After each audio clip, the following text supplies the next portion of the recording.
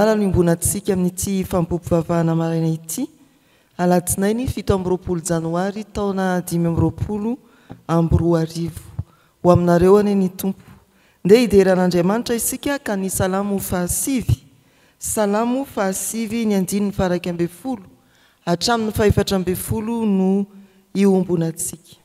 Salamo fahasivy andininy faraka ambe folo hatramin'ny fahefatra ambin'ny folo.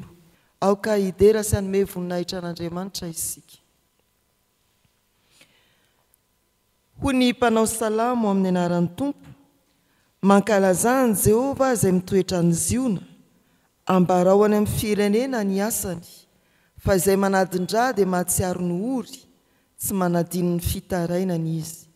Mamindra fo amiko Jehova o, mitsinjova ny fahoriako avy amin'izay mankahala, ry mpananatra ho afaka amin'ny vavahadin'ny fahafatesana, mba ho lazaiko avokoa ny fiderananao rehetra, eo ambavahadin'ny ziona zanakavavy, no hifaliako amin'ny famonjenao. Amen. Ivavaka isika, mankalazanao izay Andriamanitro, ianao la lehibe amin'ny fikandrananao, ary mitoetra amin'ny trano tsy natao tanana. Izao fotoana izao dia tanterahana indrindra, mba ho fijoroana vavolombelona entsinay manambara ny asanao amin'ny firenena rehetra. Ary fantatray fa Andriamanitra manjaka mandrakizay ianao, na dia ety amin'ny tany aloko ny fahafatesana azy izahay, dia velominao indray. Inona nefa moa izahay raha velona kanefa tsy eo ambany famindramponao? Indrisy Tompo, mahantra noho ny fahotana izahay, mahantra noho ny tsy fahatanterahanay izahay, ary mahantra koa ny firenenay. Ao amin'izay fahantrana indrindra no iantorahanay aminao ampanitretena, angatahanay famelana ny amin'ny fahadisoana vitanay, angatahanay ny famelan-keloka ny amin'ny ota no tanterahanay. Manantena izahay fa tsy hijanona ho fanetretena fotsiny ny fiantorahanay aminao, fa hanandranay hiara-manamboninaitra indray amin'ny Jesosy Kristy ianao, amerina anay ho zanakao Andriamanitra. Eto amin'izao fanompopovavahana izao dia amasino itony fotoana itony, ka irao ny fanay masina, hampianatra anay ny sitraponao, handresy lahatra anay hivelona amin'izany, mba hanananay fiadanana sy iorenanay amin'ny finoana ary ny fanantenananao. Amin'ny anaran'i Jesosy no hanonanay ny vavakay. Amen. Fitomanina toko 5 andininy 7 hatramin'ny 12. Fitomanina toko 5 andininy 7 hatramin'ny 12. Toy izao ny vaky ny teny amin'ny anaran'i Jesosy. Jehova, ianao no mipetraka mandrakizay, eny ny seza fiandriananao no maharitra hatramin'ny taranaka faramandimby.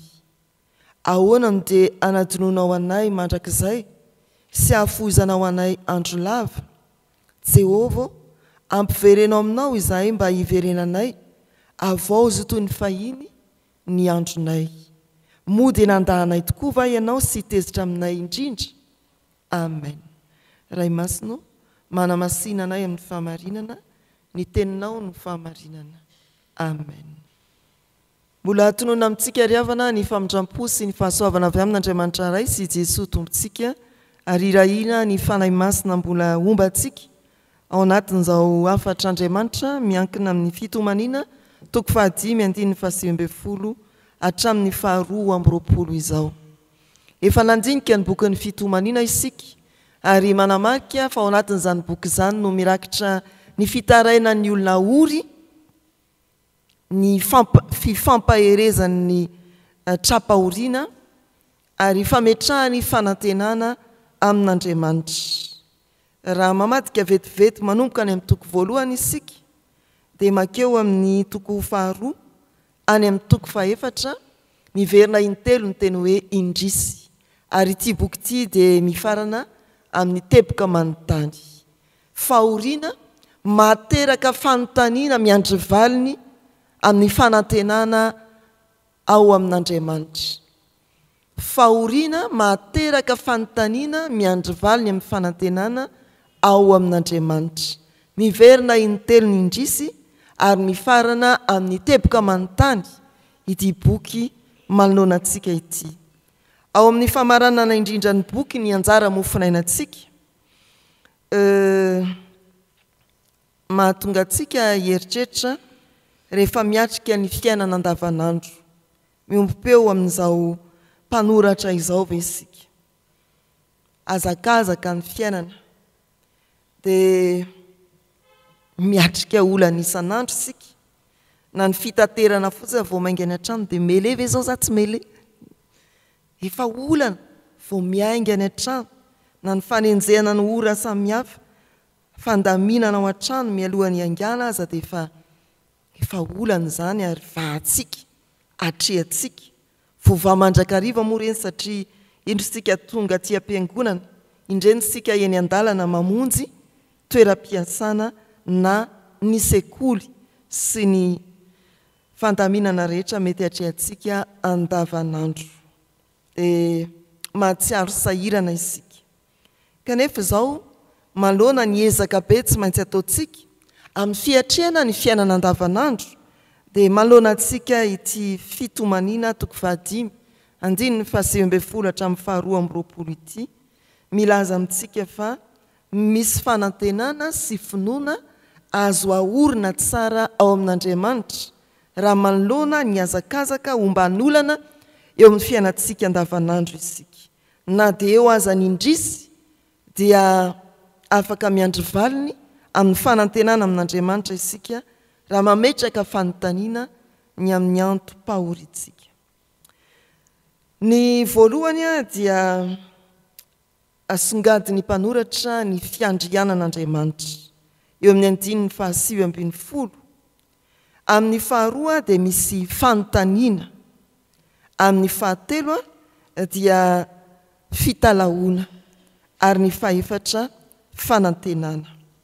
Fiandrianan'Andriamanitra, fanontaniana n'Andriamanitra, ny fitalahoana amin'Andriamanitra ary ny fametrahana fanantenana amin'Andriamanitra.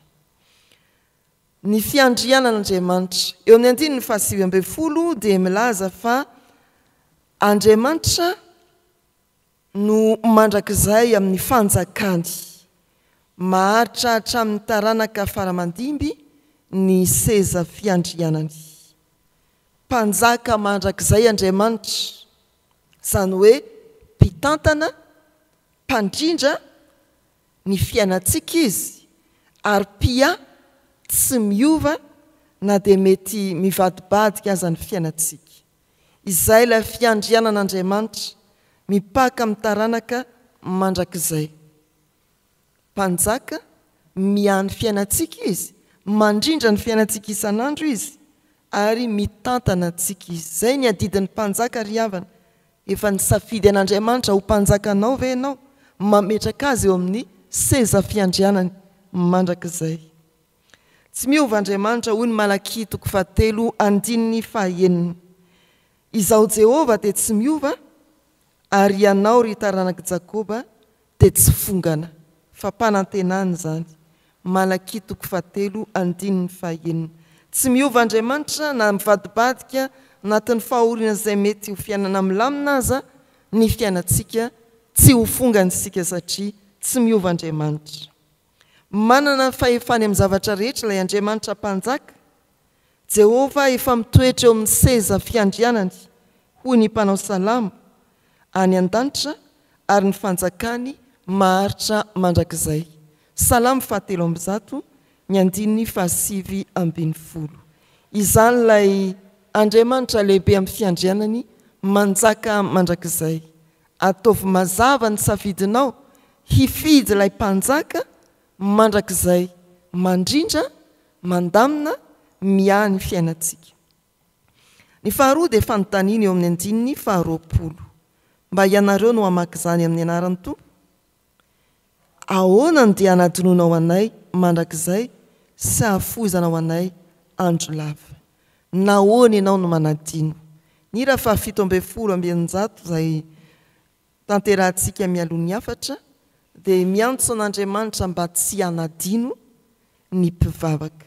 Aza manadino ahy ry mpihaino vavaka. Tsy misy mihitsy olona ka hoe afa-panadinana dia hoe afa-panadinana tena nanadino ahy Andriamanitra.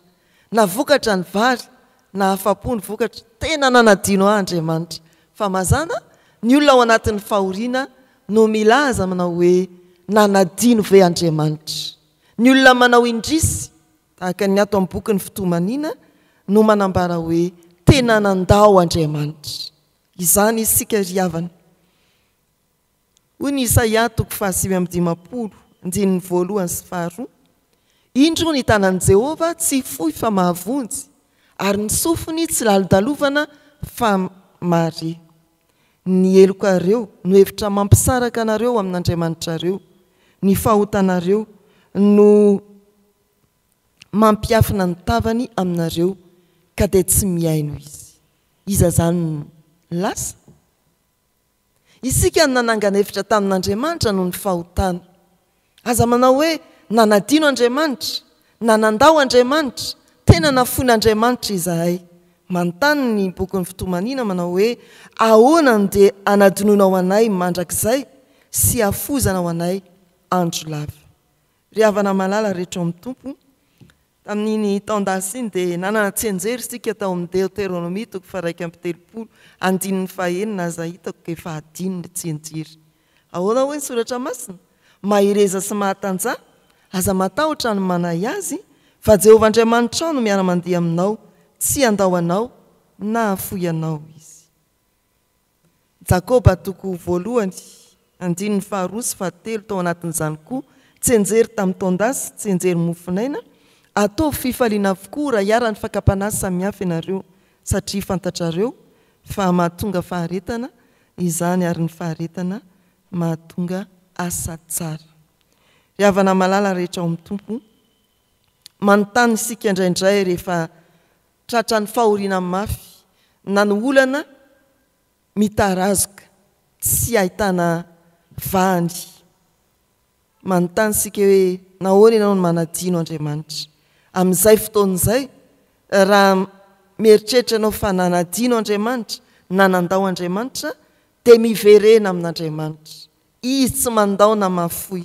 Isika no nanangana hevitra ny amin'ny fahotana, isika no mety nanangana hevitra ka variana ny azakazaka tamin'izao fiainana izao sy ny fatorany olana. Manatona miverena n'Andriamanitra fa tsy mandao izy. Ny fahatelo dia fitalahoana. Fitalahoana. Rehefa nanontany ny boky ny fitomanina, mitalao izy eo amin'ny 9:20 manao hoe Jehova, ampiverenao aminao izahay mba hiverenanay, avao izy toy ny fahiny ny andronay. Raha kivy satria malemy ianao na tsy mahita fahatsarana eo amin'ny fiainanao, mangata famelan-keloka. Hoe fiverenana ry havana tena famelan-keloka. Io ilay nanangana hevitra isika, mangataka isika ny hoe ampivereno izahay. Eny mety tsy manan-kely hiverenana amin'Andriamanitra isika, mangataka hery avy amin'Andriamanitra isika, raha te hiverina tokoa dia hamerina antsika izy. Hamerina antsika ho zanany indray ao amin'ny Jesosy Kristy izy. Hoy ny Jaona 1:2-7, raha miaiky ny fahotantsika isika dia matoky sy marina izy ka manadio antsika ho afaka amin'ny tsy fahamarinana rehetra.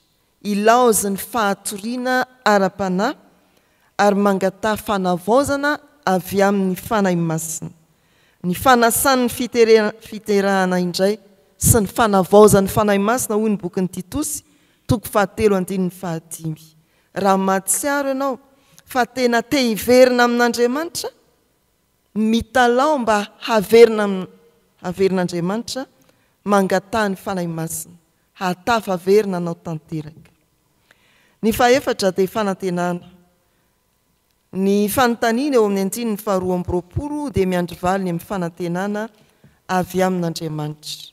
Hoy ny soratra masina, mody nandahanay tokoa va ianao sy tezitra aminay indrindra? Fanontaniana manantena valiny tsia avy amin'Andriamanitra zany. Hoy Salamo 135. Indray mpimaso ihany ny fahatezerany, nefa mandritra ny andro kosa ny fankasitrahany. Amin'ny hariva dia misy fitomanina tonga ivahiny milokalina, fa noho ny maraina kosa dia misy fiompiana. Izany no fandaharan'Andriamanitra ny fiainan'ny olona, mitady valiny ny amin'ny fangataham-pamonjena. Anadino anay ve ianao? Andahanay tokoa ve ianao? Tsy ny valiny ry havana. Indray mpimaso ihany ny fahatezerany, fa mandritra ny andro kosa ny fankasitrahany. Raha nitomany hatramin'ny mandokalina ianao, maraina kosa dia fiompiana. Izany ry havana no ametrahantsika fanantenana amin'Andriamanitra raha hiatrika ny fiainantsika mety sarotra isika araka amin'ny boky ny fitomanina. Misy indrisy intelo miataona dia ananteny isika. Amalitsy Andriamanitra raha manontany tahaka ny boky ny fitomanina ianao manao hoe mody nandahanay tokoa va ianao sy teritra aminay indrindra. Tsia, indray mpimaso ny fahatezerany, mandritry ny andro ny fankasitrahany. Fampiarana ry havana dia ny hoe matoki fa mitoetra mandrakizay Andriamanitra na dia eo aza ny fahoriana.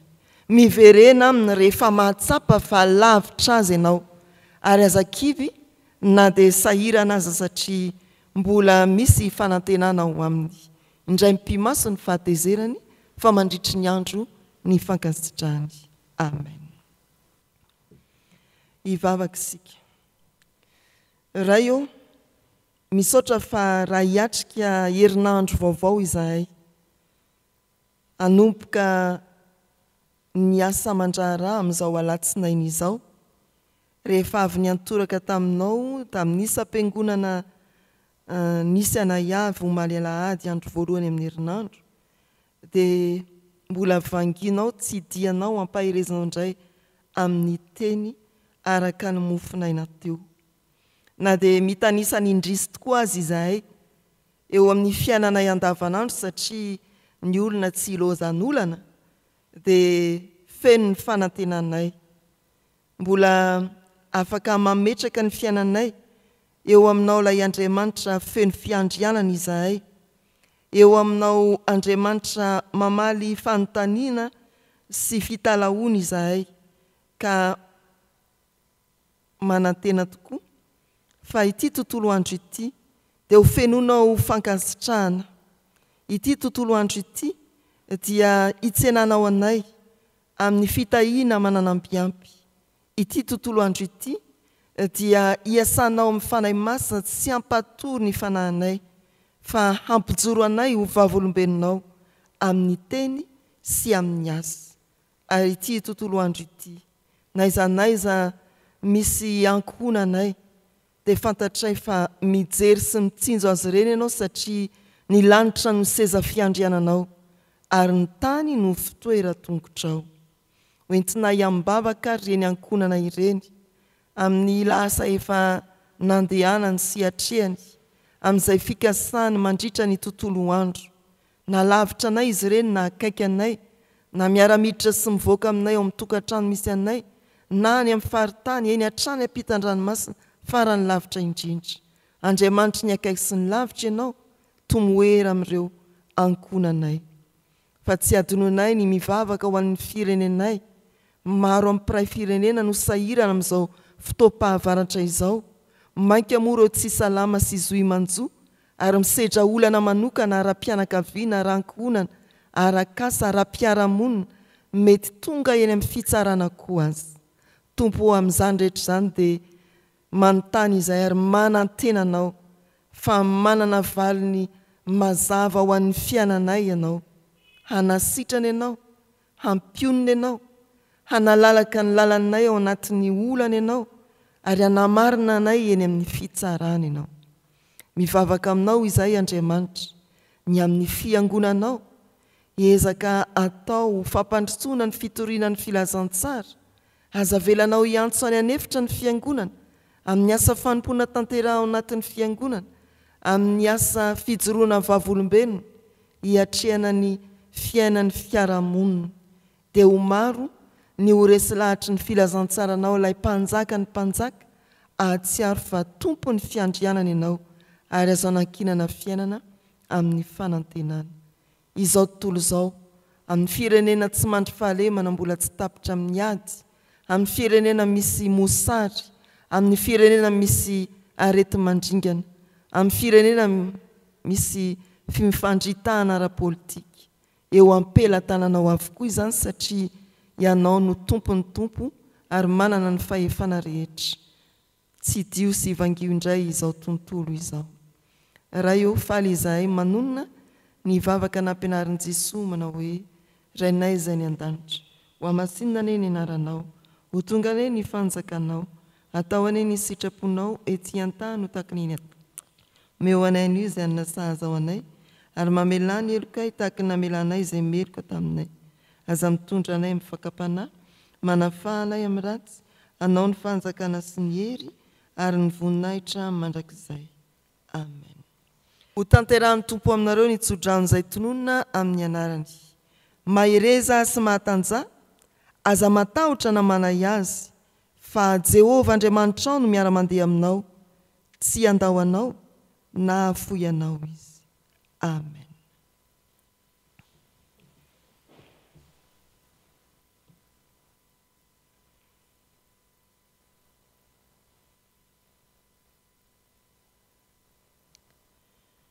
Ho an'Andriamanitra irery ihany ane ny voninahitra, amin'ny anaran'ny Ray sy ny Zanaka ary ny fanahy masina.